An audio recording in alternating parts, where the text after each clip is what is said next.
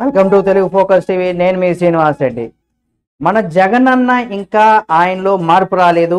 అలాగే ఆయనలో ఇంకా ఆ పౌరుషం పొగరు ఇంకా తగ్గలేదు, ఆ గర్వం కూడా తగ్గలేదు అనేది కూడా ఈ వీడియోలో మనం చూద్దాం. ఎందుకు ఆయనలో మార్పు రాలేదు? ఇంకా ఆయన పులివెందల పులిలాగానే ఉన్నారా? అసలు ఏంటి ఆయనలో ఉన్నటువంటి గర్వం ఏంటి అనేది కూడా తెలుసుకోవాలంటే జగనన్నకు సంబంధించి ప్రతి అప్డేట్ కూడా మీ ముందుకు తీసుకొస్తుంది మా తెలుగు ఫోకస్ టీవీ. కాబట్టి సబ్స్క్రైబ్ చేసుకొని పక్కనే ఉన్న బెల్ బటన్ నొక్కండి. ఈ వీడియో నచ్చినట్లయితే లైక్ చేసి షేర్ చేసి కామెంట్ చేయండి. మరిన్ని వీడియోల కోసం ఛానల్ సబ్స్క్రైబ్ చేసుకోండి. అసెంబ్లీ ఎన్నికలలో ఘోరమైనటువంటి పరాజయం చెందిన తర్వాత కూడా ఆయనకి ఇంకా తత్వం అనేది కూడా బోధపడలేదు అనేది కూడా మనం తప్పనిసరిగా ఆయన గురించి చెప్పుకోవాలి. ఎందుకంటే ఒకసారి ఎవరైనా ఒక తప్పు జరిగింది, దానివల్ల మనం కొంత నష్టపోయామంటే ఆ తప్పుని నెక్స్ట్ టైం రిపీట్ కాకుండా చూసుకోవాలి. అయితే ఇక్కడ అంటే తనకు తానుగా నిజాయితీ పరుడుగా ఆయన సత్య హరిశ్చంద్రుడిలాగా ఆయన యొక్క వారసుల్లాగా ప్రజల్ని నమ్మించే ప్రయత్నం అయితే జగనన్న ఎక్కువగా చేస్తున్నారు. తాను ఎందుకు ఓడిపోయానో అర్థం కావడం లేదనేసి కూడా ఆయన చాలా సందర్భాల్లో చెప్తూ వాపోతున్నాడు. అయితే ఏమాత్రం ఆత్మ పరిశీలన చేసుకోకుండా 100% ఆత్మ పరిశీలన, కొన్ని ఏంటంటే నిజం ఎప్పుడు చేదుగా ఉంటుంది, అబద్ధం ఎప్పుడు తీయగా ఉంటుంది అని మన పెద్దలు చెప్తూ ఉంటారు. ఆయనలో ఎందుకు ఓడిపోయాము అనేది ఒక విధానాన్ని కూడా ఆయనకు తెలుసు. కానీ ఆయన ఆత్మ పరిశీలన చేసుకోకుండా ఆయన ఆత్మ పరిశీలన చేసుకోకుండా ఆయన ఎందుకు ఓటమి నుంచి గుణపాఠాలు ఇంకా నేర్చుకోలేదంటే ఆయన ఓటమిని జీర్ణించుకోలేకపోయాడు. అంతేకాకుండా అధికారంకి వచ్చి నేను ఇంత చేసేసాను అనే ఒక భ్రమలో ఉన్నాడు ఆయన. అయితే ఇంకా దాని నుండి గుణపాఠాలు నేర్చుకోకుండానే ప్రజలపైన నిందలు మోపే ప్రయత్నం అయితే ఆయన చేస్తున్నారు. ఆయన చేసినటువంటి మేము అన్ని పథకాలు నాకు ఎవరు కాదు, నేను చేసిన మంచి మీ ఇంటి గడపకు వచ్చుంటే మీకు మంచి జరుగుంటే మీ ఇంట్లో జరుగుంటేనే నాకు ఓటేయండి అని ఆ ఒక్క నినాదంతోనే ఆయన ఎన్నికల్లోకి వెళ్ళారు. సంక్షేమం మేము అందించేసాం, అన్నీ మీకు మంచి పనులు చేసేసామని. అయితే ఎందుకు ఓడిపోయాము అనే ఒక విధానాన్ని డబ్బులు ఎవరు కూడా ఇప్పుడు చంద్రబాబు నాయుడు గారు కావచ్చు, లేదా జగన్మోహన్ రెడ్డి గారు కావచ్చు, లేదా పవన్ కళ్యాణ్ గారు కావచ్చు, ఎవరు ముఖ్యమంత్రులైనా సరే వాళ్ళు సంక్షేమాల పేరుతో ఇచ్చేటువంటి డబ్బు ఎవరిది ఏదైనా సరే 100% వాళ్ళ ఆస్తులమ్మో ఇవ్వరు. అది ప్రభుత్వం సంక్షేమ పథకాలను ఎప్పుడు కూడా ముందుకు తీసుకెళ్తూ ఉంటుంది. కాబట్టి ఆ విధంగానే చూస్తారు ప్రజలు. అంటే వాళ్ళ సొంత ఆస్తులమ్మో లేదా వాళ్ళ జేబులో నేను డబ్బులు మనకి ఇవ్వట్లేదు కదా, మనం పన్నుల రూపంలో కట్టిన డబ్బులనే మనకి ఇస్తున్నారు కదా అని ప్రజలు బాగా ఆలోచించి ఆ విధంగానే ఉంటారు ఆ విషయంలో, సంక్షేమాల విషయంలో. అయితే చంద్రబాబుల అబద్ధాలు చెబితే మరో 10% ఓట్లు వచ్చేవనేసి కూడా మనం అధికారంలోకి కూడా వచ్చేవాళ్ళం అనేసి కూడా ఆయన చెప్పుకొచ్చారు. 100% చంద్రబాబు నాయుడు గారు అబద్ధాలు చెప్పి చేసి అధికారంలో ఆయన అబద్ధాలే చెబుతున్నారు అంటే 100% ఆ విధంగా చెప్పుంటే మనకు వచ్చేది కదా. అంటే అధికారం కోల్పోతామనే రాజకీయాల్లోకి వచ్చిన తర్వాత అధికారం కోల్పోతుందనే ఒక అధికారం కోల్పోతే మనం ఏ విధంగా ఉండాల్సినటువంటి పరిస్థితి ఉంటుంది అనేది కూడా 2014 ఎన్నికల్లో ఆయన ప్రతిపక్ష నాయకుడుగానే మిగిలిపోయారు. కాబట్టి అప్పుడు ఆయనకు తెలుసు. 2015లో 14లో ఓడిపోయినప్పుడు తెలుసు, 2019లో గెలిచిన తర్వాత అధికారం లేనప్పుడు ఎలా ఉంటుంది, అధికారం వచ్చినప్పుడు ఎలా ఉంటుంది అనేది రెండు ఆయన చూశారు జగన్మోహన్ రెడ్డి గారు. అయితే చూసిన తర్వాత దాని నుండి కూడా ఆయన గుణపాఠం నేర్చుకోకుండా, అంటే అధికారం కనుక మనకు పోతే మన పరిస్థితి ఏంటి అనేది కూడా ఆయన అర్థం చేసుకోలేకపోయాడు, ఆత్మ పరిశీలన చేసుకోలేకపోయాడు. తాను ఒక్కడనే నిజాయితీ పరుణ్ణి, మిగతా అందరూ కూడా అవినీతి పరులే అన్న ఒక ధోరణి ఏదైతే ఉందో ఆయనలో ఆ మార్పు అది రాకపోవడానికి ఆయన 100% ఇంకా గర్వంగానే ఉన్నారని చెప్పుకోవచ్చు. అధికారం కోసం అబద్ధాలు చెప్పడం సరికాదనేసి కూడా అబద్ధాలు చెప్పాక వాస్తవాలు మాట్లాడడం వల్లే తాను ఓటమి చెందినట్టుగా కూడా ఆయన చెబుతున్నారు. కానీ 2019లో అధికారంలోకి వచ్చినప్పటి నుంచి కూడా జగన్మోహన్ రెడ్డి గారు అబద్ధాలు చెప్పమని ఆ రోజంటూ లేదు అని ప్రజలందరికీ కూడా తెలుసు. ఎందుకంటే ఆయన చెప్పిన మాటల్ని, ఆయన చెప్పిన హామీల్ని నెరవేర్చలేదనేసి కూడా ఆయన వీడియోలో చాలా సోషల్ మీడియాలో వైరల్ అవుతున్నాయి. ఆయన చెప్పినటువంటి హామీలు మేము 99% హామీలు నెరవేర్చేసామని చెప్పుకున్నటువంటి జగన్మోహన్ రెడ్డి ఆయన నెరవేర్చిన అనేక హామీలు కూడా ఆయన చెప్పిన మాటల్లో నిండే కూడా చాలా సోషల్ మీడియాలో ఉన్నాయి.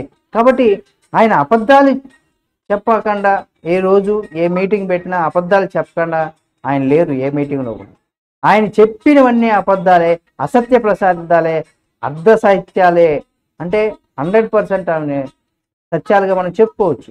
నిజంగా ఆయన ఎన్నికలకు ముందు 2019 ఎన్నికల్లో కూడా సంపూర్ణ మద్యపాన నిషేధం చేస్తున్నారు, నెరవేర్చలేదుగా మాట. ఆయన మద్యపాన నిషేధం చేస్తానని ఓట్లు అడుగుతాను, నేను చేసిన తర్వాతే మద్యపాన నిషేధం చేసిన తర్వాతే మళ్ళీ వచ్చి నేను ఓటు అడుగుతాను అని చెప్పి అమలు చేయకుండానే ఓట్లు అడగడం, ఓటర్లు ఒక రకంగా అది ఓటర్లు చాచి చెంప మీద కొట్టినట్టు అయింది జగన్మోహన్ రెడ్డికి. ఇది 100% ఆయన ఒప్పుకోవాల్సినటువంటి విషయం. ఆయన చెప్పినటువంటి మాటను ఆయన ఒప్పుకోవాలి. దాన్ని లేదు మేము చేసేసాము అనే ఒక విధానాన్ని తీసుకొస్తే ప్రజలైతే నమ్మేటువంటి పరిస్థితి లేదు. మరొక విషయం ఏంటంటే ప్రత్యేక హోదా విషయం కావచ్చు, మాకు ఇన్ని సీట్లు ఇప్పించండి, మేము కేంద్రం మెడలు ఉంచి ప్రత్యేక హోదా తెస్తా అన్నారు. అలాగే సిపిఎస్ రద్దుకు సంబంధించి చెప్పారు, అమరావతి రాజధానికి సంబంధించి చెప్పారు, పోలవరానికి సంబంధించి చెప్పారు. ఇలాంటి విషయాలన్నీ కూడా చాలా పెద్ద పెద్ద విషయాలు, చిన్న విషయాలు అయితే అసలు ఎవరు పట్టించుకోరు. ఇవన్నీ చాలా రాష్ట్రానికి చాలా కీలకమైనటువంటి విషయాలు, ఎక్కువ ఓట్ బ్యాంకింగ్, ఎక్కువ పర్సంటేజ్ ఉన్నటువంటి విషయాలు. అమరావతి వంటి విషయాల్లో కూడా మాట తప్పి మడమ తిప్పినటువంటి నేతగా ఆయన ఉండిపోయారు. మాట తప్పడు మడమ తిప్పడు అనేసి ఒక నినాదంతో ఉన్నటువంటి జగన్మోహన్ రెడ్డి గారు ఎప్పుడైతే ఇవన్నీ మెయిన్ ఏవైతే ఉన్నాయో దానివల్ల ఆయన మాట తప్పాడు, మడమ తిప్పాడు. సిగ్గు ఎగ్గు లేకుండా 98% అమలు చేశామనేసి కూడా ఆయన ఇప్పటికి కూడా అదే చెప్పుకుంటూ అదే మాటలు చెప్తూ ఉన్నారు. ఇది ప్రజలు ఎలా నమ్ముతారు? మీరు క్షమించాలి, నేను సిగ్గు ఎగ్గు అనే దీన్ని అన్నందుకు. ఈ విషయాలు సోషల్ మీడియాలో ఇటువంటి ఇంకా చెప్పరాని మాటలు సోషల్ మీడియాలో బాగా వైరల్ అవుతున్నాయి ఆయనకి సంబంధించి. ఇదే విషయాలు ఏదే ప్రత్యేక హోదా కావచ్చు, అమరావతి గురించి, పోలవరం గురించి, సిపిఎస్ రద్దు విషయం, లేదా మద్యపాన నిషేధం విషయానికి సంబంధించి ఈ విషయాలపైన నేనన్నా సోషల్ మీడియాలో వచ్చినటువంటి వాటిని సిగ్గు ఎగ్గు లేకుండా ఇలాంటి పదాలు ఇంకా దారుణంగా ఉన్నాయి సోషల్ మీడియాలో. కానీ నేను అందులో ఉన్నటువంటి ఒక పదాన్ని ఇక్కడ వాడడం జరిగింది. అయితే రాష్ట్ర అభివృద్ధి గురించి కావచ్చు ఏమాత్రం పట్టించుకోలేదు. ఒక్క పరిశ్రమ కూడా రాకపోగా ఉన్న పరిశ్రమలు కూడా పొరుగు రాష్ట్రానికి తరలిపోయాయి. అయితే మేము అనేకమైనటువంటి పరిశ్రమలు తెచ్చేసాం, ఇన్ని వేల మందికి ఉద్యోగాలు ఇచ్చేసాం, లక్షల మందికి ఉద్యోగాలు ఇచ్చేసామని చెప్పుకున్నటువంటి జగన్మోహన్ రెడ్డి గారు ప్రజలందరికీ తెలుసు అమరావతి, కియా ఇలా వెళ్ళిపోయినటువంటివి ఏవైతే ఉన్నాయో ఇవి అందరికీ ప్రజల కళ్ళకు కంటినట్టుగా అందరికి కనిపిస్తున్నటువంటివి. తెచ్చిన విషయాలు ఎక్కడా కూడలేవు. ఆ తెచ్చిన వాటిలో వాళ్ళని కంపెనీని తీసుకొచ్చాం, ఇక్కడ స్థాపించాం, వాళ్ళు ఇది చేస్తున్నారంటే కూడా అవన్నీ కూడా పేరుకు మాత్రమే ఉన్నాయి, పేరుకు మాత్రమే బిల్డింగ్లు ఉన్నాయి, అందులో ఏమీ లేదు. ఇవన్నీ కూడా ప్రజలు కళ్ళార చూసినటువంటివి అనమాట. వాళ్ళు వింటున్నారు, చూస్తున్నారు, అక్కడ ప్రూవ్ అవుతుంది. ఇటువంటి వాటి మీద జగనన్న అబద్ధాలు చెప్పడం ఇవన్నీ కూడా మనం చూస్తూనే ఉన్నాం. ఏటా జాబ్ క్యాలెండర్ విడుదల చేస్తానని చెప్పుకొచ్చారు, అది కూడా మాట తప్పారు. దీంతో నిరుద్యోగం పెరిగిపోయింది, ఉపాధి అవకాశాలు యువతకు లేకుండా పోయాయి. యువత అంతా కూడా పొరుగు రాష్ట్రాలు తరలిపోయే విధంగా కూడా ఇక్కడ అటువంటి పరిస్థితులు అయితే ఉన్నాయి.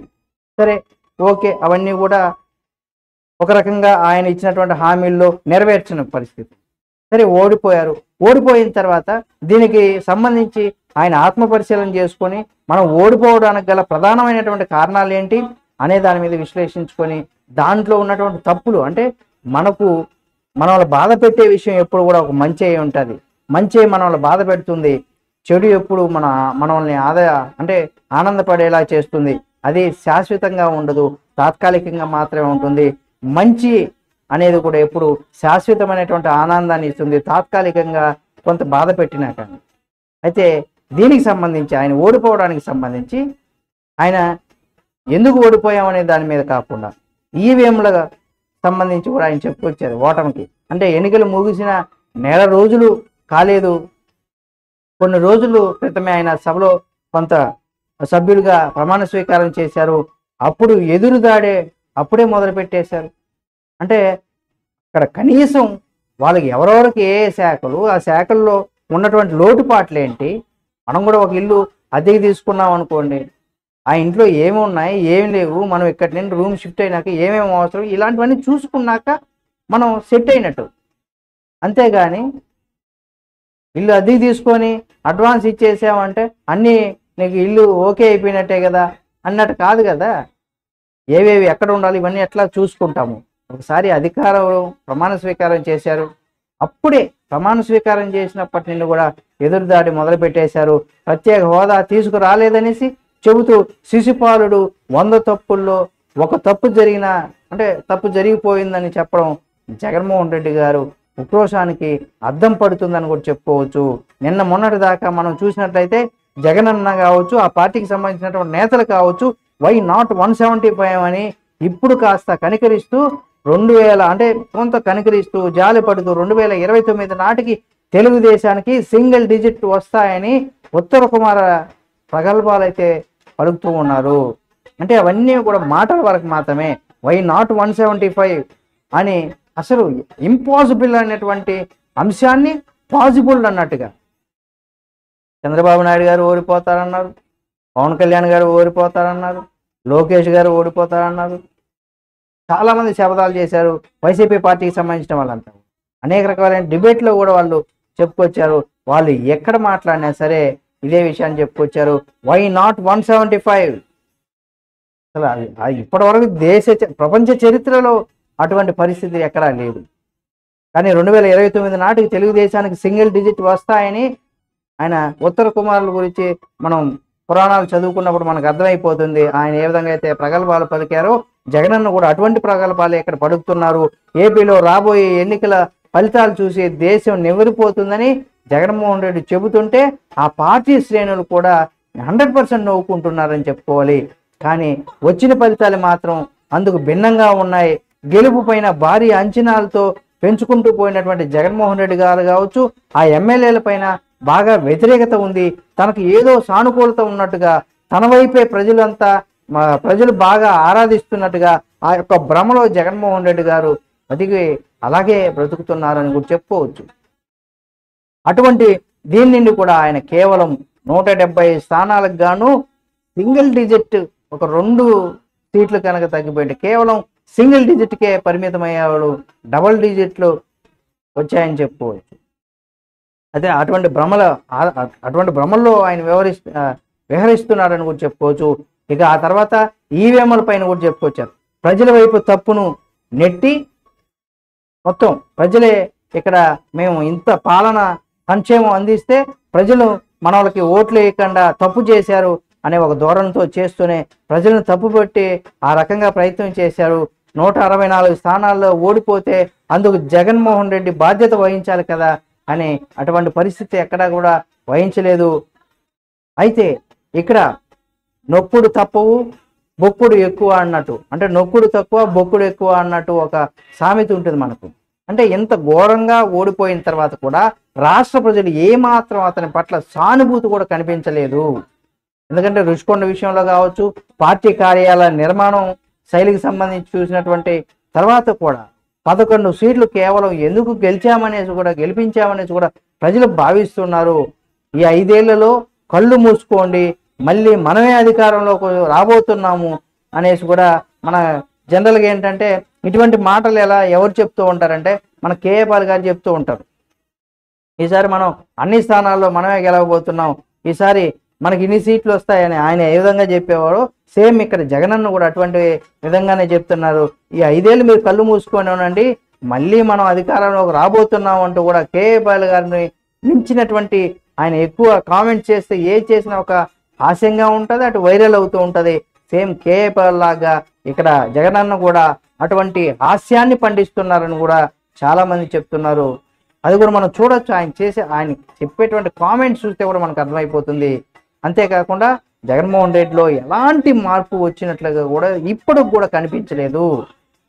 ఎందుకంటే ఆయనలో ఉన్నటువంటి ఓటమి గల కారణాలను ఆయన సమీక్షించుకోకుండా ఇప్పటికి కూడా అబద్ధాలు చెబుతూ ప్రజలందరికీ తెలిసినటువంటి విషయాన్ని అబద్ధాన్ని ఆయన నిజం అన్నట్టుగా కూడా ప్రజలు నమ్మించే విధంగా ఆయన చేసే ప్రయత్నం ప్రజలు నమ్మేటువంటి పరిస్థితుల్లో లేదు.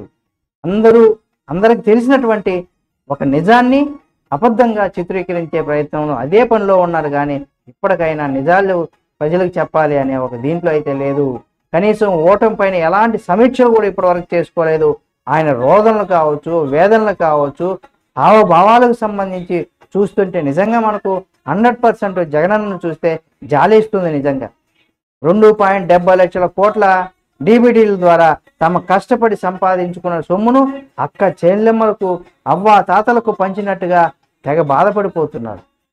అది కూడా వాళ్ళకి ఇచ్చి ఏదైతే సంక్షేమాల పథకాల పేరుతో ఇస్తున్నారో అవన్నీ కూడా ఆయన కష్టపడి సంపాదించి పాపం ఇచ్చినట్టుగానే ప్రచారం చేసుకుంటున్నారు. ఆ విధంగా చేసినా కానీ నన్ను ఓడించేశారన్న ఒక బాధలో ఆయన ఉన్నారు. నిజంగా ఆయన అటువంటి మాటలు చెప్తున్నప్పుడు ఆయన చూస్తే మనకు జాలేస్తుంది.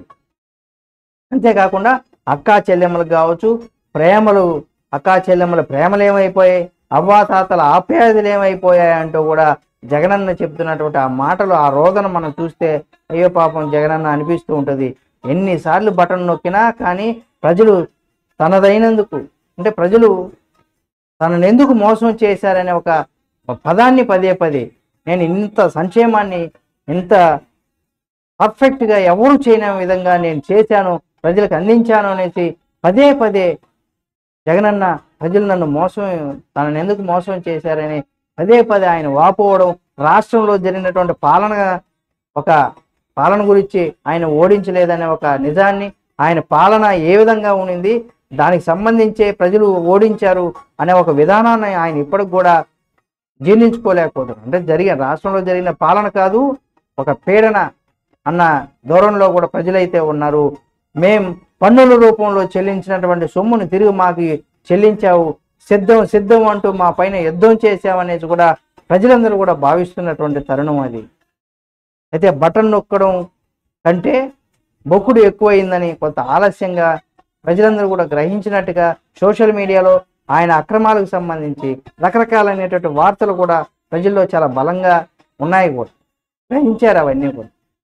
అలాగే మరి ఒక విధానం కనుక మనం చూసినట్లయితే కోడికత్తి నుంచి గులకరాయి దాకా ఈయన ఆడినటువంటి డ్రామాలకు సంబంధించి మనం చూస్తే ఓటమి పైన ఇప్పటికైనా సరే విశ్లేషణ కానీ, వైసీపీ నేతల నుంచి అభిప్రాయాలు తీసుకోవడంలో కానీ, అంటే అంతమంది 175 మంది మొత్తం వైసీపీ అంటే మొత్తం సీట్లు ఉంటే అంతమందిలో కనీసం ఇప్పటి వరకు ఓటమి గల కారణాలకు సంబంధించి కావచ్చు, దానికి సంబంధించి ఉన్నటువంటి నాయకుల దగ్గర నుండి అభిప్రాయాలు తీసుకోకుండా పదే ఆత్మస్థుతి, పరనిందకు, అంటే జగన్మోహన్ రెడ్డి గారు ఆయన ఒక్కడే మంచి చేశారు, చంద్రబాబు నాయుడు గారంతా కూడా అన్యాయం అక్రమాలు చేస్తూ ఉన్నాడు అనే విధానాన్ని, అధికారాన్ని అడ్డు పెట్టుకుని జగనన్న చేయని దుర్మార్గం లేదంటూ కూడా ప్రజలు ఎప్పటికప్పుడు చాలా బలంగా కొన్ని ఆధారాలతో సహా కూటమి ప్రభుత్వం అయితే గతంలోనే ఎన్నికలకు ముందే చాలా బలంగా ప్రజల్లోకి తీసుకెళ్ళింది. ప్రజా సమస్యలను పట్టించుకోకుండా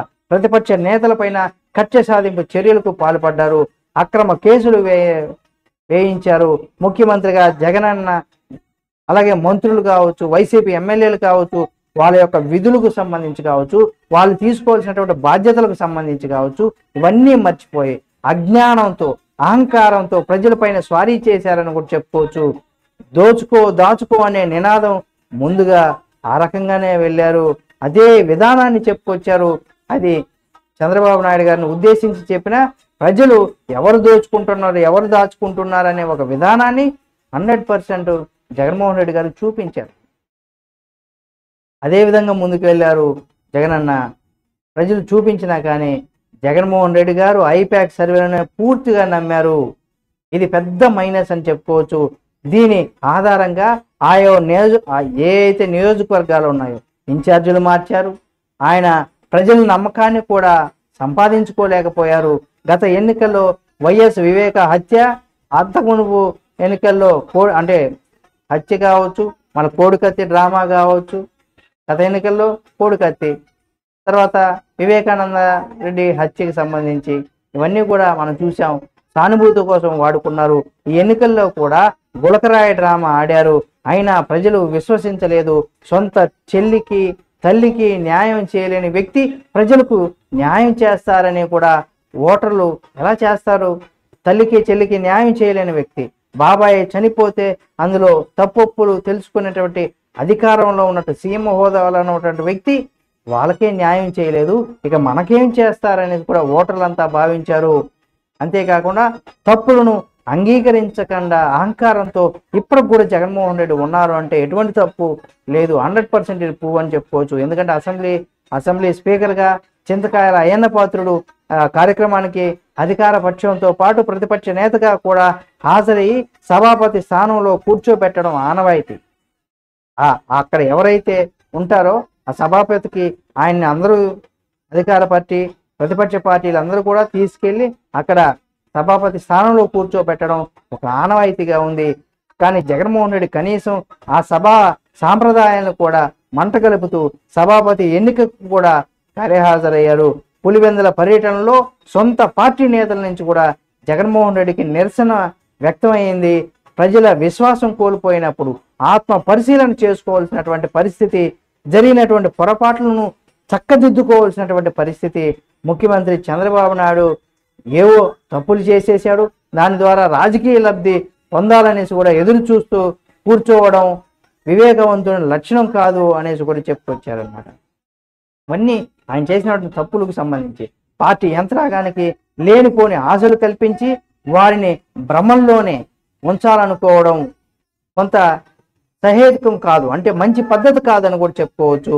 ప్రజా సమస్యల పైన పోరాడి వాటి పరిష్కారం కోసం పాలకపక్షం పైన ఒత్తిడి తీసుకురావడానికి తద్వారా ప్రజలకు మన్ననను కూడా, అంటే ప్రజలు నిన్ను కూడా ఆ ప్రేమాభిమానాలు కూడా పొందాలి. కానీ ముందుగా తాను చేసినటువంటి తప్పులను వైఫల్యాన్ని హుందాగా అంగీకరించకపోతే 100% జగన్మోహన్ రెడ్డి గారి పార్టీలో ఉన్నటువంటి వాళ్ళంతా కూడా అటు కూటమి ప్రభుత్వం కాకపోయినా కాంగ్రెస్ పార్టీలోకి ఎక్కువగా వెళ్ళిపోయేటువంటి అవకాశం ఉంది. తను 100% చేసినటువంటి తప్పులు, నేను ముఖ్యమంత్రిగా ఉన్నప్పుడు బాధ్యతలు స్వీకరించినప్పుడు ఈ తప్పులు జరిగాయి, నేను ఇప్పుడంతా సమీక్షించుకున్నాను, నేను ఓడిపోవడానికి గల కారణం నేను తెలుసుకున్నాను, ముందుగా తాను చేసినటువంటి తప్పులు వైఫల్యాలు ఏవైతే ఉన్నాయో అవన్నీ అంగీకరించి ఓటమి నుంచి నేర్చుకుంటే, ఈ పాఠాలు కనుక నేర్చుకుంటే, జగన్మోహన్ రెడ్డి భవిష్యత్తు ప్రణాళిక సిద్ధం చేసుకుంటే ప్రతిపక్ష నేతగా ఉన్నటువంటి జగన్మోహన్ రెడ్డి పార్టీకి మరోసారి అధికారానికి తీసుకొచ్చేటువంటి అవకాశం ఉంది. అంతేకాకుండా ఇదే విధంగా అబద్ధపు వ్యాఖ్యలు, అసత్య ప్రచారం కూటమి ప్రభుత్వం పైన చేసుకుంటూ పోతే 100% ప్రజల నుంచి పూర్తి వ్యతిరేకత అయితే వస్తుంది. దాంతో ఆ పార్టీ మనుగడ సాగించడం కష్టం కూడా అని చెప్పుకోవచ్చు. అలాగే పార్టీ కూడా భూస్థాపితమయ్యేటువంటి రోజులు కూడా రాక మానవని కూడా చెప్పుకోవచ్చు. ఇది జగనన్నలో ఇంకా ఆ అహంకారం కావచ్చు, ఆ యొక్క పద్ధతి కావచ్చు, ఆ గర్వం అహంకారం ఆయనలో ఇంకా మార్పు రాలేదని కూడా చెప్పుకోవచ్చు. ఇది నిజంగా నాకు కూడా బాధ, ఎందుకంటే నేను జగనన్నకు మంచి మంచి వీడియోలు చేసి కూడా పెట్టాను, కానీ ఆయనలో ఇటువంటి మాటలు వ్యాఖ్యలు చూసిన తర్వాత నాలో కూడా మార్పు వచ్చింది. కాబట్టి ఆయనకి గతంలో కూడా అనేక సందర్భాల్లో కూడా మనం చూసినట్లయితే 100% అది ఆయనలో మార్పు, ఇప్పుడు మనం ఏవైతే చెప్పుకున్నామో ఈ మార్పు రాకపోతే 100% జగనన్న ఆ పార్టీ కావచ్చు, జగనన్న కావచ్చు, రాజకీయంగా కావచ్చు, ఆయన ఎప్పుడూ కూడా ఇక మనుగడ సాగించలేడు. పార్టీ కూడా భూస్థాపితమయ్యేటువంటి పరిస్థితులు ఉంటాయి. కాబట్టి ఇకనైనా ఆయన మనసును కొంత బాధ పెట్టినా, తాత్కాలికంగా బాధ పెట్టినా, ఆయన ప్రజల్లోకి రావాలి ఉండాలి అనుకుంటే మాత్రం 100% ఆయన తప్పులను ఒప్పుకొని ప్రజల్లో ముందుకు వెళ్ళాలని కూడా కోరుకున్నాను. ఈ వీడియో మీకు నచ్చితే లైక్ చేయండి. మరిన్ని జగన్మోహన్ రెడ్డి గారికి సంబంధించిన వీడియోల కోసం Telugu focus TV channel subscribe చేసుకొని పక్కనే ఉన్నటువంటి బెల్ బటన్ నొక్కడం మాత్రం మర్చిపోకండి.